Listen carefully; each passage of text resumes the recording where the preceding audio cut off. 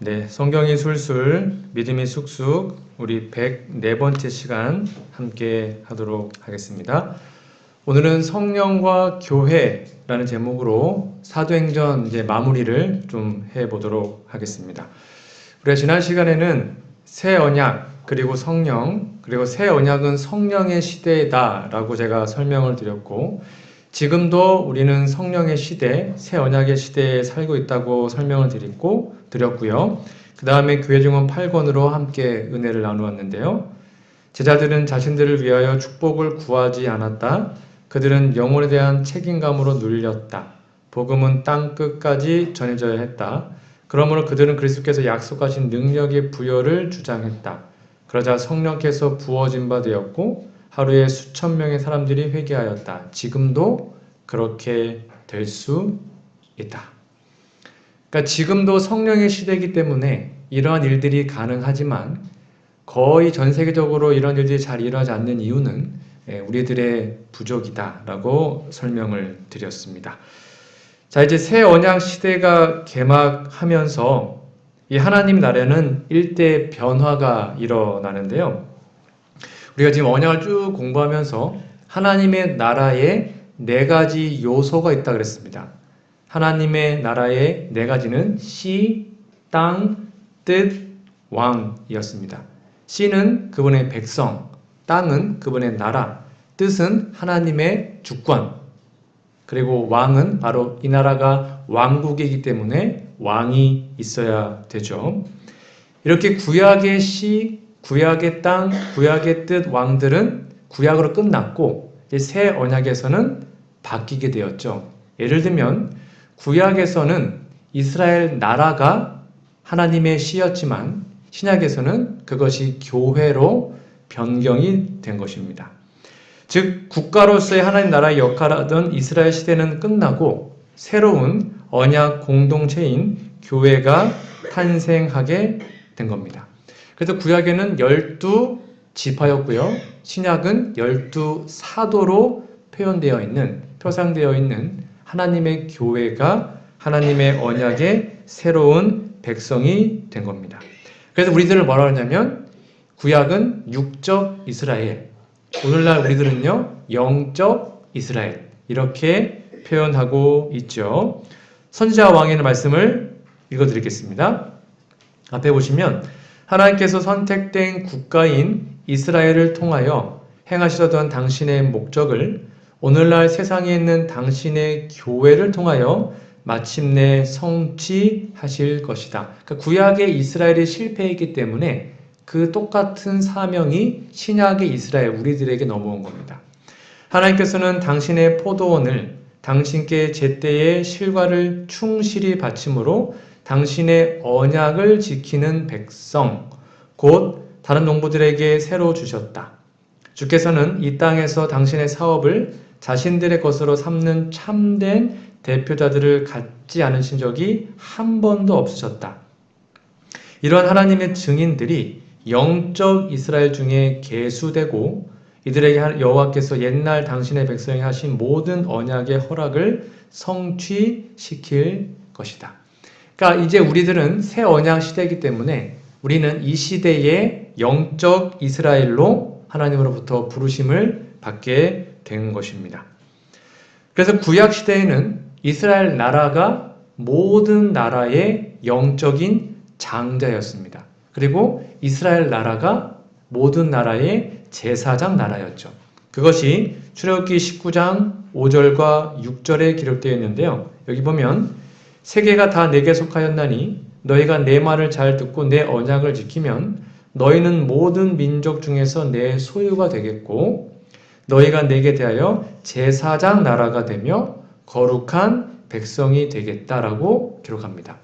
이게 구약 이스라엘의 특권이었어요. 근데 이 똑같은 단어가 오늘날 우리들의 교회에 적용되는데 여러분 출애굽기 19장 5절 6절과 베드로전서 2장 9절은 짝꿍이 되는 성경절입니다. 여기 같은 단어가 반복되어 나오는데요. 그러나 너희는, 이 너희는 누굽니까? 우리들이잖아요. 그렇죠? 신약의 그리스도인들. 너희는 택하신 족속이요 왕같은 제사장들이요 이게 아까 출애굽기 19장의 제사장 나라 그 말이에요. 그 다음에 거룩한 나라요. 출애굽기 19장에도 나라가 된다고 말하고 있고요. 그의 소유가 된, 여기 보니까 모든 민족 중에 내 소유가 되겠고 같은 말이죠. 백성이니 출애굽기 19장의 거룩한 백성, 즉 똑같은 단어가 반복되어 나오는 것을 볼 수 있습니다. 즉 구약의 이스라엘의 그 모든 특권과 사명이 신약에서는 누구에게요? 교회에게 그대로 이어졌음을 말하고 있어요. 이는 너희를 어두운 데서 불러내어 그의 기이한 빛에 들어가게 하신 이 아름다운 덕을 선포하게 하려 하십니다. 라고 말을 하고 있습니다. 그런 의미에서 구약의 1차적으로 하나님의 씨는 바로 유대인들이었고요. 하나님 그 유대인들을 너무나도 사랑하셨죠. 비록 구약이 끝나더라도 그 유대인들을 가장 먼저 구원해 내고 싶으셨습니다. 그래서 예수님이 딱 이 땅에 오셨을 때 3년 반 동안 가장 처음으로 전도했던 대상들은 이방인이 아니었습니다.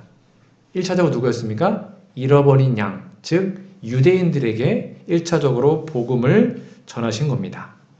마태복음 10장 5절 6절에도 보면 예수님이 12제자를 보내시면서 이렇게 명합니다. 이방인의 길로 가지 말아라. 이때는 아직 전하면 안 되는 거였어요. 사마리아도 가지 말고 오히려 이스라엘 집에 잃어버린 양에게로 가라라고 말씀하십니다. 왜요? 비록 구약이 끝나가지만 그 이스라엘 백성들이 하나님이 보시기에는 정말로 소중한 백성이었거든요. 그래서 그들에게 가장 먼저 1차적으로 하나님의 언약, 새 언약을 다시 한번 갱신할 수 있는 기회를 허락하신 겁니다. 여러분, 그런데 이러한 것들이 그들에게 복음을 전했음에도 불구하고 그들이 끝까지 거절합니다. 그러자 어쩔 수 없이 이제는 동서남북, 즉 이방인들에게 이 복음이 확산될 것이 기록되어 있죠. 여러분, 성경책 마태복음 21장을 잠깐 펴보도록 할까요? 이 비유들은 제가 이미 화요일날 다 공부를 자세하게 해서 간단하게 요약만 좀 해드리도록 하겠습니다. 마태복음 21장에 보면 포도원 농부의 비유가 기록되어 있는데 여러분 잘 아실 겁니다.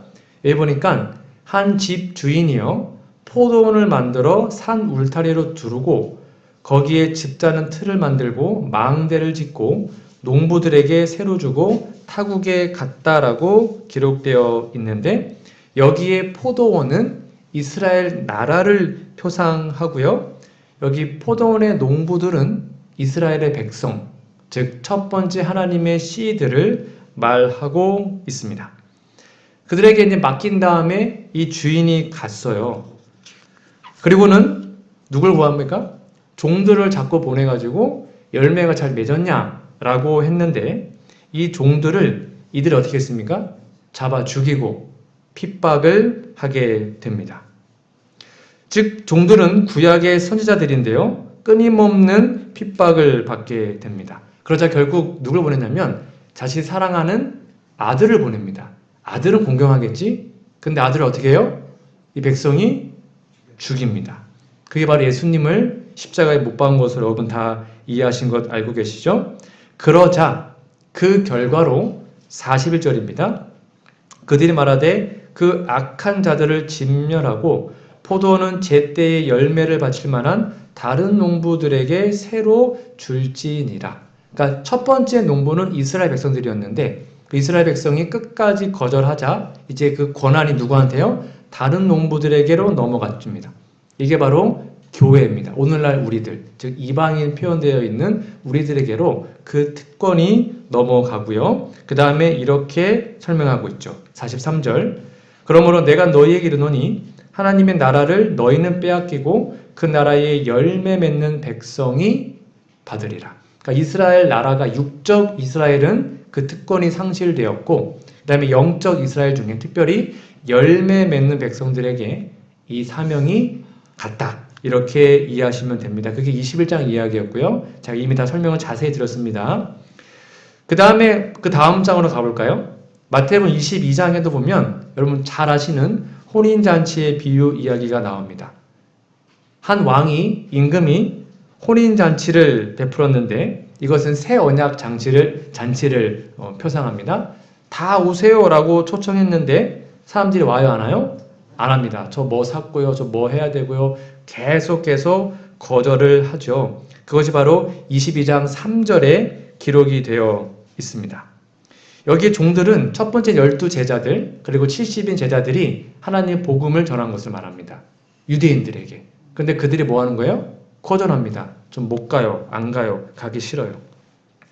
그러자 하나님께서 다시 한번 다른 종들을 보내시는데 여러분 22장 5절에 보시면 어떤 만찬이 아니었고요. 오찬이라고 기록이 되어 있습니다.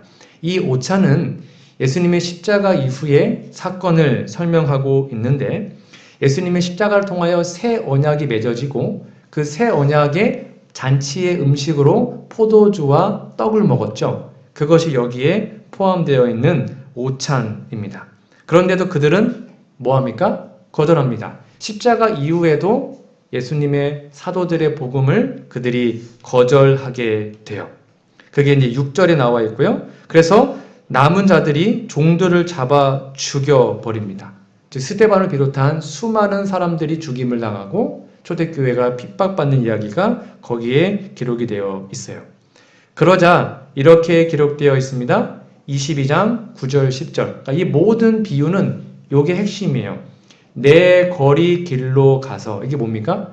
이제는 유대인들에게만 국한되지 않았다. 그들이 거절했기 때문에 내 거리는 동서남북이죠. 전 지구, 이방인, 전 세계의 모든 족속에게 복음이 전해짐을 표상하고 있고 그 다음에 혼인잔치에 청해야 된다라고 얘기하고 있습니다. 즉 구약이 끝나고 신약의 영적 이스라엘, 이방인들에게 복음이 전해진 것이 여기에도 예언되어 있습니다. 같은 맥락의 비유가 누가복음 14장에도 반복되어 나오는데요. 큰 잔치의 비유입니다. 여러분 다 아시는 내용일 거니까 빠르게 내용을 설명드리면 맥락 비슷합니다. 잔치를 베풀었어요. 또 초청했죠. 근데 와요 안 와요? 안 옵니다. 그러자 14장 21절에 보니까 집 주인이 노하여 그 종들에게 나가서 시내의 거리와 골목으로 막 다니라는 겁니다. 그래서 가난한 자들, 몸 불편한 자들, 하여튼 아픈 사람 뭐 다 데리고 와라 했는데도 자리가 남아요. 그러다 23절입니다. 주인이 종에게 이르되 길과 산울다리로 가라. 그래서 다 데리고 와서 내 집을 채워야 된다. 이 말은 뭘 말하는 거예요? 동서남북, 네 거리, 사방, 즉 이방인들에게 하나님의 놀라운 복음이 전해질 것을 성경 우리에게 예언하고 있습니다. 여러분 그런데 유대인들이 약 2000년 아니죠. 그 전부터 수천 년 동안 하나님의 언약 백성으로 큰 특권을 누렸습니다. 근데 그 특권이 이제 끝나고 이방인들에게 그 특권이 간다라고 말하면 유대인들이 좋아했겠습니까? 당연히 안 좋아하죠. 자신의 특권이 빼앗긴 것처럼 느껴지고 쉽지가 않은 것입니다. 그래서 12제자들조차도 이방인들에게 복음을 전해야 된다는 사실을 다 깨닫지 못하고 그렇죠? 더디게 깨달았다는 겁니다. 그래서 어떻게 이방인들에게 복음이 전해지고 이방인들도 영적 이스라엘로 계수되어야 되는지가 설명되어진 것이 사도행전 10장 이후의 내용이다. 그렇게 이해하시면 됩니다. 그래서 예루살렘 총회 고넬료 이야기는 이방인들에게도 복음이 전해져야 된다. 왜냐하면 그들은 영적 이스라엘이다. 이제는 새 언약의 시대다. 라고 성경은 우리에게 말해주고 있는 거죠. 이 구약 시대에는요. 유대인들로 태어나면 자동적으로 하나님의 씨가 됐습니다. 구약 시대는 다 혈통이었습니다. 무조건 유대인으로 태어나야지만 하나님의 씨로 인정을 받았습니다. 이거는 엄청난 특권이었죠. 그러나 새 언약 시대에는 그렇지 않아요. 유대인이건 이방인이건 그거 아무 상관없습니다. 새 언약 시대에는요. 무엇이 그 언약의 증표로 사용되었습니까? 아시는 것처럼 바로 침례입니다. 그래서 뭐 안식일 지킨다, 나는 십계명을 잘한다, 그거 상관없이 유대인이건 이방인이건 헬라인이건 아무 상관없이 예수님을 개인의 구주로 영접하면 그 사람은 영적 이스라엘의 사람으로 계수된 것입니다. 그 내용이 사도행전 23장 6절에 보면 그런즉 이스라엘 온 집은 확실히 알지니 너희가 십자가에 못 박은 이 예수를 하나님이 주와 그리스도가 되게 하셨다. 그리고요 2장 21절입니다. 누구든지 주의 이름을 부르는 자는 구원을 받는다라고 설명하므로 이제 새 언약 시대에 새로운 율례 그리고 새로운 방법이 우리에게 알려져 있음을 설명해 주고 있는 겁니다.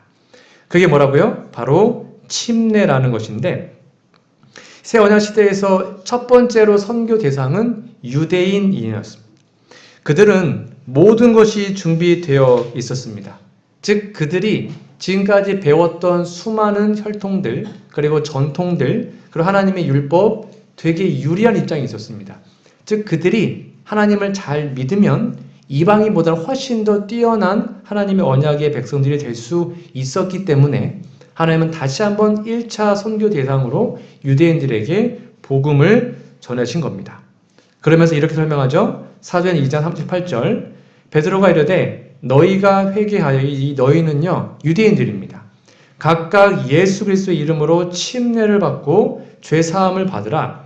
그리하면 성령의 선물을 받으리니 라고 그래요. 너희가 지금 할례 받은 것 그거 아무 의미 없어 이제는. 이제는 침례를 받고 하나님의 자녀가 되어야 된다라고 베드로가 설교하고 있는 겁니다. 여기에 되게 중요한 것은요. 침례를 받으면 침례의 선물이 있습니다. 우리는 보통 침례 받으면 선물 뭐 주죠? 성경책 주고 뭐 꽃다발 주고 이렇게 하지 않습니까? 근데 하나님은 침례를 받으면 그 사람에게 주는 선물이 있습니다. 뭘 주신대요? 성령을 주신답니다. 여러분 다 침례 받고 이거 다 받으셨죠? 우리가 침례를 받으면 하나님은 뭐 꽃다발 이런 게 아니라 뭘 주고 싶으시냐면 성령의 선물을 우리에게 주고 싶어 하십니다. 왜요? 그게 최고거든요. 여러분 부모가 자녀에게 줄 수 있는 최고의 선물을 부모는 주고 싶듯이 하나님은 우리에게 최고의 하여튼 제일 중요한 걸 주고 싶은데 그게 뭐냐면 성령이라는 거예요. 그래서 우리는 침례를 받고 하나님의 언약의 백성이 되면 선물을 받아요. 성령을. 그러니까 이걸 우리는 날마다 구하고 담대하게 달라고 말할 수 있어요. 하나님 왜 선물인데 안 주십니까? 이렇게 기도하라는 거예요. 끊임없이. 이렇게 성령의 선물을 받았던 수많은 사람들 사도행 2장에 보면 성령을 받은 사도들이 오순절에 하나님의 백성에게 복음을 전했고 결국 하루에 수천 명이 하나님의 교회에 들어오게 됐죠. 구약에서는요. 하나님의 백성들의 예배를 주관하고 하나님의 선교를 도와줬던 역할이 바로 레위인들이 감당을 했죠. 근데 신약에서는 이제 그걸 누가 하냐면 사도들과 그 다음에 집사님들이 그 일을 하게 됩니다. 그게 사도행전 6장, 7장에 기록이 되어 있고 그 다음에 7장에서 하나님이 귀한 영감을 받았던 그 스데반이라는 집사님이 결국 복음을 전하다가 순교를 당하게 됩니다. 그리고는 핍박이 일어난 사건이 8장부터 기록이 되어 있습니다. 1차 선교 대상이 유대인이었습니다. 그리고 유대인들이 스데반을 돌로 쳐 죽이자 그들의 은혜 시기가 끝나고 이제 그 다음 단계인 사마리아인으로 전도 대상이 바뀌게 됩니다. 2차 선교 대상은 바로 사마리아인이었는데요. 여러분 아시는 것처럼 7 집사님 중에 빌립이라는 분, 우리 지난 시간에 배웠죠? 빌립이라는 집사님이 사마리아에 가서 하나님의 복음을 전하는데 이렇게 보십시오. 8장 12절 빌립이 하나님 나라와 및 예수 그리스도의 이름에 관하여 전도함을 그들이 믿고 남녀가 다 침례를 받으니 여러분 유대인들과 사마리아인들은 원수지간이었습니다. 개보다 못하게 취급했습니다. 사람 취급 안 했죠. 그런데 그 사마리아인들에게 빌립이 복음을 전하자 수많은 사람들이 침례를 받고 하나님의 자녀가 된 겁니다. 이렇게 복음이 조금씩 이방인들에게 전해지게 된 거예요. 그러다가 나온 사건이 바로 사도행전 9장의 사도 바울의 회심 사건입니다. 뭐 잘 아신 내용이니까요. 9장 4절 5절에 보면 땅에 엎드려도 들음에 소리가 있어 이르시되 사울아 사울아 내가 어찌하여 나를 박해하느냐 하시거늘 대답하되 주여 누구시니까 이르시되 나는 내가 박해하는 예수라. 여기에 참 우리에게 진짜 감동을 주는 말씀이 바로 5절인데요. 여러분 사도 바울이 예수님을 박해했습니까? 지금 예수님 어디 계십니까? 하늘에 계시잖아요. 사도 바울은 하늘의 예수님을 범접할 수가 없는 사람이에요. 그런데 왜 예수님은 바울에게 너가 교회를 박해한다 말하지 않고 너가 나를 박해하고 있다라고 말을 했을까요? 그 이유가 무엇이죠? 새 언약 시대에는 이 교회가 하나님과 뭘 맺은 거예요? 언약을 맺은 존재들입니다. 우리들이요. 그러니까 이 교회를 건드리는 것, 특별히 우리 같은 우리 개개인 하나님의 백성을 해코자 하거나 박해하는 것은 곧 하나님이 자신을 박해하는 것으로 여긴다는 거예요. 그 말은 뭡니까? 하나님이 우리를 자신처럼 동등하게 아주 특별하게 사랑해 준다는 사실을 말해주고 있는 겁니다. 이게 되게 중요한 개념인데요. 자, 사도행적 11페이지입니다. 교회는 반역한 세상에서 하나님이 보여 계시는 당신의 요새요 도피성이다. 우리 교회를 말하는 겁니다. 교회에 대한 어떠한 배신이든 그것은 당신의 독생자의 피로 인류를 사신 하나님께 대한 반역이다. 그러니까 교회를 우리가 이제 때로는 마음에 상처가 있어서 교회를 떠날 수는 있죠. 근데 그게 아니라 교회를 떠나는 건 둘째치고 교회를 공격하고 교회 다니다 그렇죠. 반역해가지고 막 그런 사람들 요즘에 참 많지 않습니까? 그거는 하나님께 대한 반역이라는 겁니다. 태초부터 충성스러운 백성들이 지상의 교회를 설립하였다. 매 시대마다 주께서는 그의 파수꾼들을 가지고 계셨는데 그들은 저희가 살았던 세대에 충성스럽게 증언을 하였다. 이 파수꾼들은 경고의 기별 전하였으며 그들이 갑옷을 벗고 물러날 때는 다른 사람들이 그 일을 대신하였다. 이 마지막은 좀 같이 읽어볼까요? 하나님께서는 시작. 하나님께서는 이 증인들과 언약 관계를 맺으셨고 지상의 교회를 하늘의 교회와 연합시키셨다. 여러분, 이 지구에서 가장 큰 교회가 어디일까요? 가장 하나님의 백성들, 그러니까 교인 수가 제일 많은 교회가 어디입니까? 요 말씀을 근거로 한다면 네, 우리 제7의 예수재림교회입니다. 우리 교회는 누구랑요? 하늘의 교회와 연합되어 있대요. 하늘과 우리가 교회가 하나라는 겁니다. 하늘의 교인 수가 몇 명일까요? 우주 거밀이 어마어마하겠죠. 그들과 우리가 연합된 교회입니다. 엄청난 교회에 우리는 지금 다니고 있는 거예요. 그러니까 여러분 자부심을 가지십시오. 우리는 온 우주의 교회와 연합된 무엇으로요? 언약 관계로 맺어진 교회, 남은 백성, 남은 자손으로 살아가고 있는 거예요. 이렇게 하나님의 백성이 끊임없이 교회가 평안하고 든든히 설 수 있었던 비결이 바로 사도행전 9장에 기록되어 있는데요. 여러분 아시는 것처럼 9장 31절 온 유대와 갈릴리 사마리아 교회가 평안합니다. 주를 경외함과 성령의 위로로 진행하여 그 수가 많아졌다. 이렇게 사도행전에 사도 바울의 회심의 결과를 말해주고 있습니다. 여러분 지금 사도 바울 전에 회심 전에 12사도가 이미 있었고요. 그 12사도가 정말 열심히 하나님의 복음을 전했거든요. 예루살렘에 막 복음이 폭발적으로 전해졌잖아요. 하루 수천 명씩. 근데 왜 하필이면 하나님이 이 타이밍에 사도 바울을 등장시켰을까요? 여러분 12제자, 12지파처럼 12제자면 충분한 거 아니에요? 근데 왜 또 다른 사도를 번외로 사도 바울을 택하시고 그를 죽이지 않으시고요. 왜 그를 회심시키셔서 이렇게 사도행전 9장부터 등장을 시켰을까요? 12제자 잘하고 있는데 베드로도 열심히 하고 있고 나름 다 잘하고 있는데 왜 한 명을 굳이 또 뽑으셨을까요? 사도 바울은 이 시기에 특별하게 쓰임받은 하나님의 일꾼이었는데 그 이유가 무엇이냐면 사도 바울의 능력 때문이었습니다. 이제 12제자는 지금 아직까지도 예수님, 예루살렘, 사마리아 여기서만 지금 복음을 전하고 있었는데 하나님의 뜻은 뭐였어요? 이방인에게까지 복음을 전하는 게 하나님의 뜻이었죠. 근데 그 이방인에게 복음을 전하려면 바로 신학적으로 체계가 잡혀 있어야 됩니다.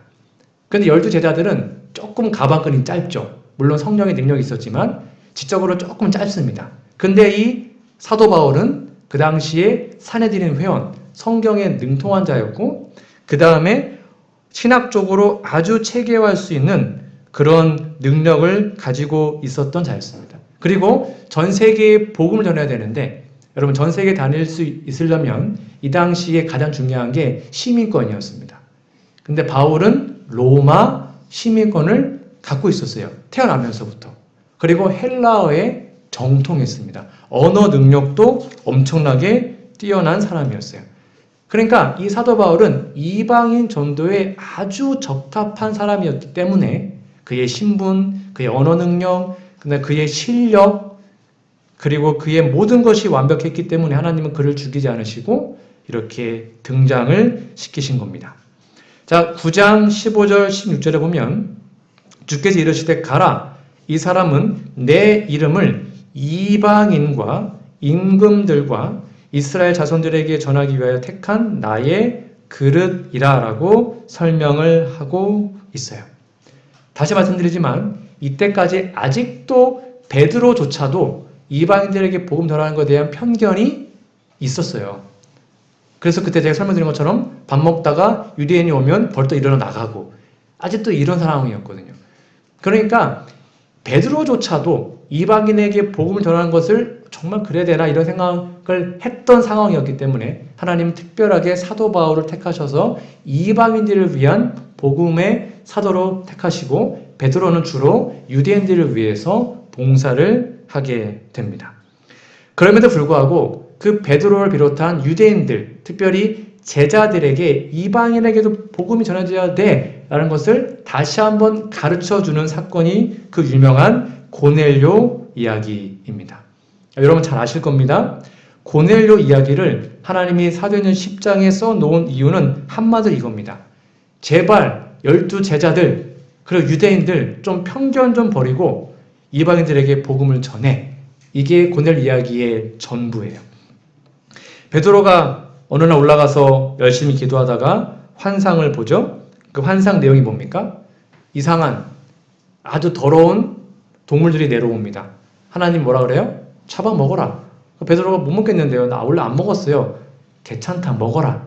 그 환상을 보고 기도하다가 누군가가 찾아오죠.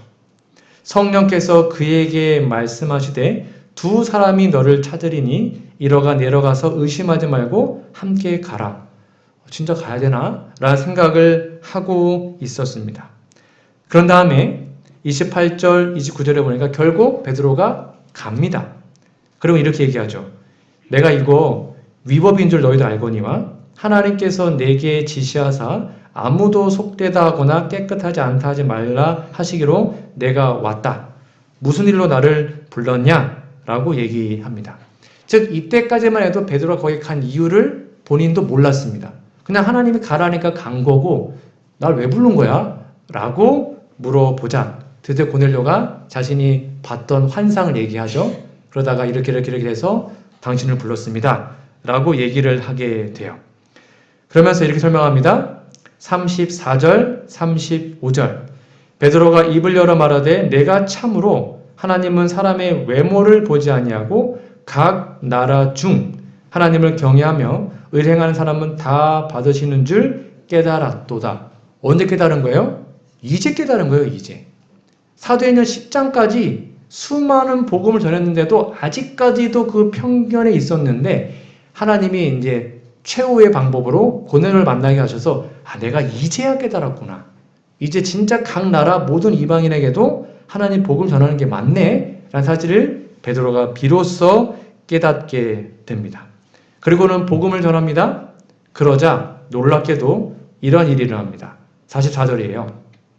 베드로가 이 말을 할 때 성령이 말씀 듣는 모든 사람에게, 이 모든 사람은 이방인을 포함한 겁니다. 내려오시니 베드로와 함께 온 할례 받은 신자들이 이방인들에게도 성령 부어 주심으로 말미암아 놀라니. 여러분 왜 놀랐을까요? 이들이 이렇게 성령 받은 게 처음입니까? 처음인가요? 아니에요. 사도행전 2장에서 오순절 다 경험한 사람들이거든요. 즉 이미 성령 받은 경험이 있는 사람들이에요. 그러면 누군가가 성령 받으면 나도 받았어 하고는 그렇게 하면 되는데 이 사람들이 놀랍니다. 왜 놀랐을까요? 이방인인데 뭐야? 성령은 우리만 주는 거 아니었어? 이방인에게도 성령을 부어주셨네? 하고 그들이 놀라게 됩니다. 그러면서 깨닫게 되는 것이죠. 아, 진짜 이제 이방인에게도 복음이 전해지는 거구나 라는 것을 깨닫게 된 겁니다. 여러분 사도행전 2장에 보면 베드로가 설교했단 말이에요. 이런 설교를 했어요. 하나님 말씀하시기를 말세에 내가 내 영을 모든 육체에 부어주리니. 본인이 설교했단 말이에요. 모든 육체는 유대인만 아니라 이방인도 다 포함된 것이었어요. 그런데 이렇게 설교해놓고도 그거를 깨닫지 못하자 하나님은 고넬료를 통해서 말씀하시고 결국 그 이방인들에게 복음이 특별히 하나님의 성령이 임하는 것을 보고 베드로가 깨닫고 하나님의 뜻을 받아들이게 된 겁니다. 그런 다음에 결국 이렇게 굴복하죠. 10장 47절 이에 베드로가 이르되 이 사람들이 우리와 같이 성령을 받았으니 누가 능히 물로 침례 베품을 금하리요 라고 말은 한 다음에 결국 그들에게 침례를 베풀고 하나님의 복음을 전하게 됩니다. 그러자 사람들이 막 뭐라 그러죠? 너 왜 가가지고 복음 전했어? 라고 얘기하자 이렇게 변론합니다. 11장 15절입니다. 내가 말을 시작할 때 성령이 그들에게 임하시기를 처음 우리에게 하신 것 같이 하셨다. 즉 이방인들도 성령을 받았는데 내가 뭐라고 그걸 맡겠냐 하면서 변론을 하고 결국 모든 사람들이 다 인정을 하고 이때부터 하나님의 복음이 이방인들에게 정말로 열심히 전해지게 되었습니다. 그리고 나머지 내용은 여러분 아시는 것처럼 사도 바울의 1차, 2차, 3차 선교 여행과 그리고 바울이 결국 로마로 잡혀가는 이야기로 사도행전이 맞춰지게 되는데요. 여러분 사도행전 28장 마지막 절을 좀 보고 오늘 말씀을 마무리하도록 하겠습니다. 사도행전 28장 31절에 있는 말씀인데요. 여기 아주 재밌는 구절이 있습니다. 31절 이게 사도행전의 마지막 구절입니다.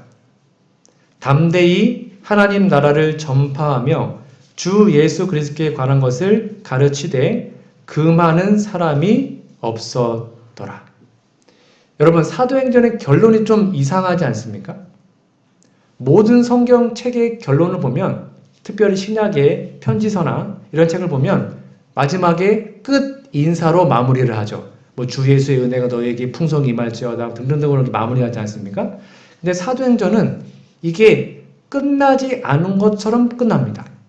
그냥 금하는 사람이 없었다 라고 마치 또 어떠한 사건이 나올 것처럼 하면서 사도행전이 맞춰지게 됩니다. 뭘 맞췄다고요? 하나님의 담대히 하나님 나라를 전파했는데 아무도 금하지 않았다라고 얘기합니다. 여러분 사도행전 29장 1절을 좀 보도록 하겠습니다.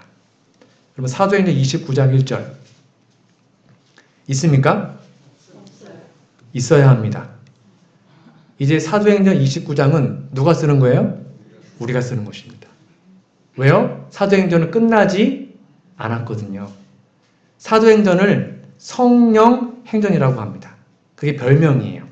그리고 사도행전 29장 1절부터는 진짜 성경에 나와 있는 바울이나 베드로가 쓰는 게 아니라 이제는 우리들이 이 시대에 써 내려가야 하는 것이죠.